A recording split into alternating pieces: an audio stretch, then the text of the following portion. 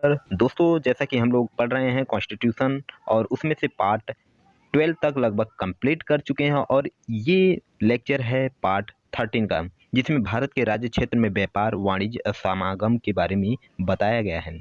तो क्या होता है वाणिज्य व्यापार समागम, इसके रिलेटेड जो अनुच्छेद है आर्टिकल 301 से 307 तक है, इसके बारे में हम लोग जानेंगे। तो चलिए बिना टाइम वेस्ट किए आगे बढ़ते हैं। तो देखिए, आर्टिकल 301 कहता है कि व्यापार वाणिज्य और समागम, व्यापार ट्रेड हो गया, वाणिज्य जो होता कॉमर्स हो गया, और समागम का जैसे हम कह सकते हैं इंटरकोर्स होता है।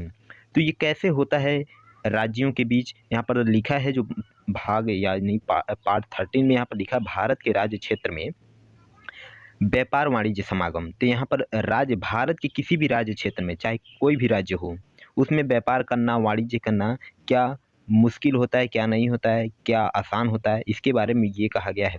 तो भाग 301 कहता है कि भारत के किसी भी क्षेत्र में, किसी भी किसी भी राज्य में, किसी भी क्षेत्र में भारत के कोई भी व्यक्ति कहीं भी व्यापार कर सकता है, ट्रेड कर सकता है, वाणिज्य कॉमर्स कर सकता है, करने की जैसे इसकी स्वतंत्रता फुल इंडिपेंडेंट होगा, यानी कहीं पर जाकर वो अपनी दुकान रख सकता है, बिजनेस कर सकता है, कोई इसके बाध्य नहीं है, यानी कोई इसको रोक नहीं सकता, ये स्वतंत्र है। तो 301 सिंपली यही कहा गया है।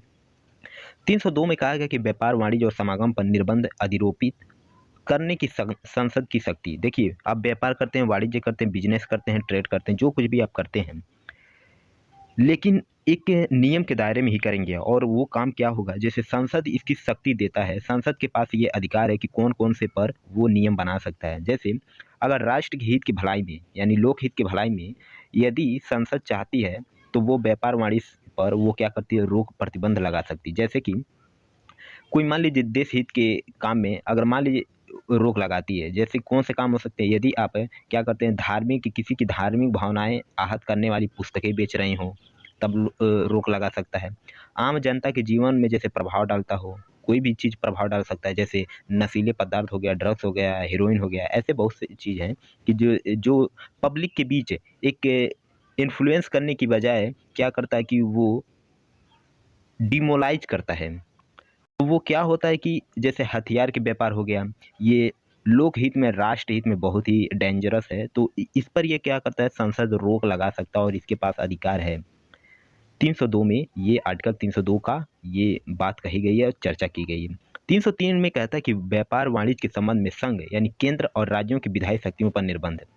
देखिए, ये 302 में तो कहा गया कि संसद के पास ये अधिकार है, लेकिन 303 में ये कहा गया कि यदि ये काम ऐसा कोई नियम बनाता है, जो केंद्र मान लीजिए कोई नियम बनाता है या राज्य कोई नियम बनाता है ट्रेड को लेकर या कॉमर्स के ई कॉमर्स के लेकर, तो कोई ऐसा नियम बनाता है जो लोक हित में, राष्ट्र हित में वो बेहद ही खतरनाक है या खराब साबित होता है, तो इस पर क्या करता है, ये कोर्ट, जो कोर्ट होता है, इस पर ये नियम लगा सकता है, यानी रोक लगा सकता है। और किसको?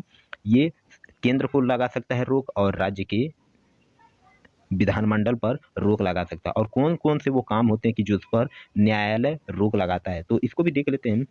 यदि मान लीजिए अनुच्छेद 302 में जो बात कहा गया है, यानी संसद जो प्रावधान लाती है, नियम लाती है, उसके बावजूद न तो संसद और न ही किसी राज्य के विधानमंडल के पास कोई कानून बनाने की शक्ति होगी। जैसे कोई काम ये मान लीजिए एक राज्य दूसरे राज्य में, ये एक राज्य हो गया और ये दूसरा राज्य हो गया। तो केंद्र में कोई संसद कोई शक्ति, कोई नियम बनाती है और ये नियम इस अपने कोई ऐसा नियम बनाती है कि जो अपने ही राज्य में, यानी मान लीजिए केंद्र में बीजेपी की सरकार है और वो जहाँ-जहाँ पर वो उसका सत्ता चल रहा है, यानी जहाँ पर वो सत्तारूढ़ पार्टी वहाँ पर वो शासन कर रही है, जिस राज्य में, इस राज्य में मान लीजिए वो राज कर रही है, तो केंद्र क्या करता है कि यहाँ पर कुछ चीज़ें प्रोवाइड कराता है जो राष्ट्र हित में हो, लेकिन और यहाँ विपक्ष की शासन चल रहा है दूसरे राज्य में, तो यहाँ पर प्रोवाइड नहीं कराता है। तब वहाँ पर कोर्ट क्या करता है, रोक लगाती है, कहती है ऐसा आप नहीं कर सकते, आप ये काम करेंगे तो दोनों राज्यों के लिए या सभी राज्यों के लिए ये कर सकते हैं। जैसे कि यहाँ पर कोरोना वायरस अभी जो चल रहा था, कोविड को लेकर जो यहाँ महामारी फैला था, तो यदि मान लीजिए केंद्र में बीजेपी की सरकार है, तो वो क्या करती है कि दूसरे अपने राज्य में, यानी जहाँ पर जीती, दूसरे राज्य में जहाँ पर जीती है, इस राज्य में जीती है, तो केंद्र में क्या, ये केंद्र में बैठा हुआ तो वैक्सीन भेज रहा है, लेकिन यहाँ पर दूसरे राज्य में मान लीजिए कौन सा हो गया, ये राजस्थान हो गया, यहाँ पर गहलोत की सरकार है, कांग्रेस की सरकार है, तो यहाँ पर वैक्सीन नहीं भेज रही है। तब यहाँ पर ये गहलोत की जो सरकार है कांग्रेस की, ये कोर्ट में जा सकता है कि यहाँ पर केंद्र भेदभाव कर रहा है। तो ऐसी स्थिति में ये कोर्ट क्या करता है, इस पर रोक लगाता है। ठीक है, इस पर रोक लगाता कि आप वैक्सीन देंगे तो राष्ट्र हित की भलाई में है, ये देश हित की भलाई में है। आप एक राज्य के साथ भेदभाव नहीं कर सकते, आप देंगे तो सभी राज्यों को वैक्सीन देंगे। तो इस चीज़ों पर ये 303 में कहा गया है। इतना उम्मीद करता हूँ कि ये समझ गए होंगे। देखिए वीडियो यदि पसंद आता है तभी चैनल को सब्सक्राइब करिएगा, अन्यथा मत करिएगा। चलिए नेक्स्ट 304 कहता है कि राज्यों के बीच व्यापार, वाणिज्य और समागम पर निर्बंध है। इसका मतलब यदि कोई राज्य, कोई व्यापार हो गया, कोई व्यापार हो गया किसी एक राज्य की, ये राज्य है, मान लीजिए ये राज्य कानूनी रूप से मान्य नहीं है, ये राज्य है कानूनी रूप से कोई मान लीजिए व्यापार या वाणिज्य कुछ भी इस राज्य में मान्य नहीं है, मान्यता लीगल नहीं है, और ये दूसरे राज्य में लीगल है, जैसे बी राज्य हो गया, ये इस राज्य में लीगल है, तो यहाँ के आदमी जो होता है इस राज्य में जाकर वो ट्रेड नहीं कर सकता, व्यापार नहीं कर सकता है, क्योंकि यहाँ पर इस राज्य में क्या है, इनलीगल है, इस राज्य में इनलीगल है और यहाँ पर लीगल है। तो आप केवल इसी राज्य में ही, इस क्षेत्र में ही आप वो ट्रेड कर सकते हैं, इस क्षेत्र में आप नहीं कर सकते हैं। तो ऐसी स्थिति में आप ऐसा ट्रेड, व्यापार, वाणिज्य नहीं कर सकते हैं। सेकंड पॉइंट पर आता है कि अन्य राज्यों या केंद्र शासित प्रदेशों में जो इम्पोर्ट सामानों का कोई कर लगा सकता है, जो राज्य है, मान लीजिए अब यहाँ पर एक कॉन्सेप्ट और आता है, ये तो फर्स्ट कॉन्सेप्ट है, इसको भी लिख लीजिएगा। और दूसरा कॉन्सेप्ट ये है कि मान लीजिए ये राज्य हो गया, ये एक राज्य है और ये केंद्र शासित प्रदेश से या कोई और राज्य, अनदर राज्य है, तो यहाँ से कोई सामान आ रहा है, इम्पोर्ट हो रहा है, तो ये राज्य क्या कर सकती है, इस सामानों पर कर लगा सकती है, ये अधिकार दिया गया है। ठीक है, 304। उम्मीद है ये भी आप समझ गए होंगे। और मान लीजिए ये अलग सा कोई राज्य है और इस पर कोई वस्तु, वही सेम प्रोडक्ट है, वही सेम प्रोडक्ट इस राज्य भी, ये राज्य भी क्या करता है, इंपोर्ट करता है, यानी एक्सपोर्ट करता है, इस राज्य में इंपोर्ट करता है, तो ये राज्य है इसके साथ भेदभाव नहीं करेगा, यानी जो कर इस पर भी इस पर लगाएगा वही कर इस पर, यानी टैक्स जो इस पर लगाएगा वही टैक्स इस पर भी लगाएगा, यानी किसी दूसरे राज्य के साथ भेदभाव नहीं करेगा। यानी सभी जो टैक्स लगाया जाता है दूसरे, यानी दूसरे राज्य से जब इंपोर्ट होता है तो वो सभी वस्तुओं पर, प्रोडक्ट पर सेम कर यानी सेम टैक्स लगाया जाएगा, ये भेदभाव नहीं किया जाएगा।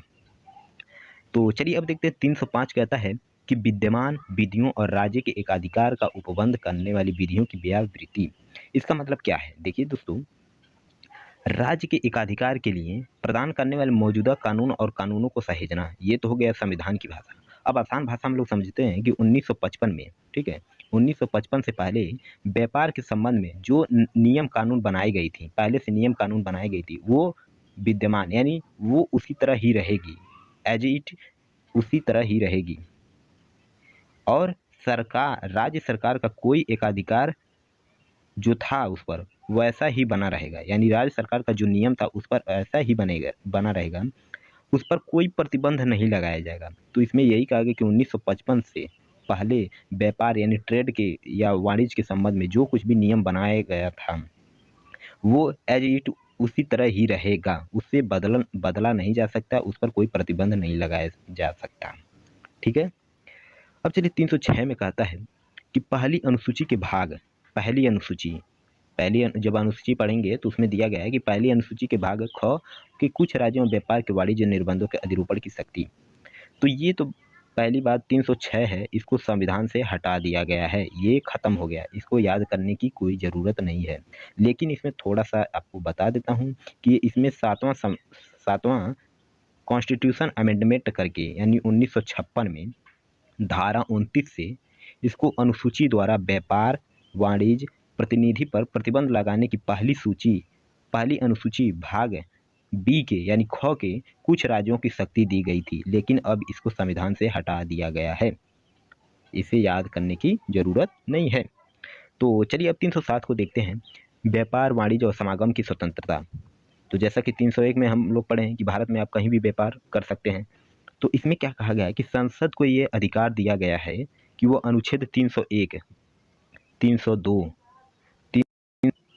304, ठीक है, 303 और 304 ये जितने भी आर्टिकल्स अनुच्छेद हैं, इसके उद्देश्यों और नियमों को लागू करने के लिए एक सक्षम अधिकारी की नियुक्ति करेगा। ये कौन करता है नियुक्ति? संसद करेगा। यानी संसद को अधिकार दिया गया है कि ये जितने भी अनुच्छेद बताया गया है 1 से लेकर 4 तक, उनको नियम इन अनुच्छेदों को लागू करने के लिए, इनके नियम प्रावधानों को लागू कराने के लिए संसद एक सक्षम अधिकारी को नियुक्ति करेगा और ये जो अधिकारी होता है अंतर्राज्यीय व्यापार वाणिज्य आयोग का गठन कर सकता है। तो यानी संसद एक आयोग का गठन भी कर सकता है और आयुक्त यानी ऑफिसर नियुक्त कर सकता है। तो उम्मीद करता हूँ कि यहाँ तक वीडियो आप समझ गए हों, लेक्चर समझ गए। चैनल को सब्सक्राइब कर लीजिएगा अगर अच्छा लगता है तो, और ये यूजर्स नेम है सोशल मीडिया का, आप इस पर फॉलो भी कर सकते हैं। तो चलिए मिलते हैं नेक्स्ट लेक्चर में। जय हिंद, जय भारत।